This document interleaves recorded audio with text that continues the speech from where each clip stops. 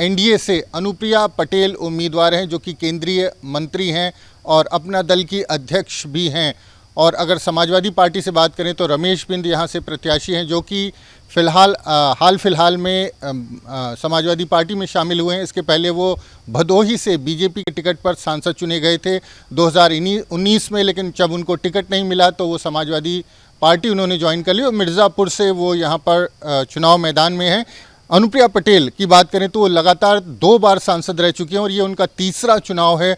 और अनुप्रिया पटेल से जब आज हमारी बात हुई तो उन्होंने जीत का दावा किया। उन्होंने कहा कि विपक्ष जो है वो उसके जो दावे हैं कि एनडीए की सरकार नहीं बन रही है, वो ताश के पत्तों की तरह बिखर जाएगा। एनडीए की तीसरी बार सरकार बनेगी और मोदी जी फिर से देश के प्रधानमंत्री बनेंगे। अनुप्रिया पटेल को इस लोकसभा क्षेत्र में एक मजबूत दावेदार के रूप में जाना जाता है। केंद्रीय मंत्री रही, तमाम विकास के काम हुए हैं मिर्ज़ापुर में। अगर बात करें 10 सालों में रेलवे स्टेशन से लेकर मेडिकल कॉलेज से लेकर हाईवेज़ बने हैं, विंध्य कॉरिडोर बना है, जिसका दावा उनकी तरफ से किया जाता है कि उनकी सरकार के कार्यकाल में विकास का काम हुआ है। दूसरी तरफ जो रमेश बिंद है, रमेश बिंद की अगर हम बात करें तो रमेश बिंद का जो चुनाव है वो पूरी तरह से इक्वेशन पर है, चूँकि वो बिंद यानी मल्लाह समाज से आते हैं और उन्हें समाजवादी पार्टी को इस बात की उम्मीद है कि मल्लाह समाज, जो कि काफ़ी बड़ी तादाद में यहाँ पर मौजूद है, इसके अलावा यादव हैं, मुस्लिम हैं, ये सारे लोग मिलकर के एक कॉम्बिनेशन ऐसा तैयार करते हैं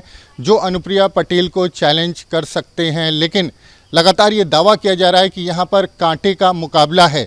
लेकिन जब भी इस शब्द का प्रयोग किया जाता है, कांटे का मुकाबला है किसी भी सीट पर, और अगर वाकई वहाँ पर कांटे का मुकाबला होता है तो हमें ये ध्यान रखना चाहिए कि जिस दल से अनुप्रिया पटेल उम्मीदवार हैं, जिस एनडीए से वो उम्मीदवार हैं, उसमें बीजेपी जैसी पार्टी है जो बहुत बड़ी पार्टी है, उसका संगठन जो है वो बहुत मजबूत है। और अगर हम बात करें कि उनके पास जो मैकेनिज़्म है, जिस तरह से उनका बूथ मैनेजमेंट की बात कर लें, चाहे पन्ना प्रमुख की बात कर लें, तो बहुत ताकत मिल जाती है। ऐसे में जब कांटे का मुकाबला हो तो ये संगठन जो है ये अपने आप में तमाम ऐसे कांटों के मुकाबले में भारी दिखाई देता है। और जो संगठन की ताकत होती है उसके बल पर जो है बीजेपी और उसके जो प्रत्याशी हैं या एनडीए के प्रत्याशी हैं वो आगे दिखाई देते हैं। दूसरी तरफ समाजवादी पार्टी के जो प्रत्याशी हैं या महागठबंधन से प्रत्याशी, उनको कहा जाए रमेश बिंद, उनका संगठन इतना मजबूत नहीं है। चाहे कांग्रेस की बात कर लें, चाहे समाजवादी पार्टी की बात कर लें, तो जिस तरह का मैकेनिज़्म बीजेपी का जो पॉलिटिकल मैकेनिज़्म है जो इलेक्शन के लिए होता है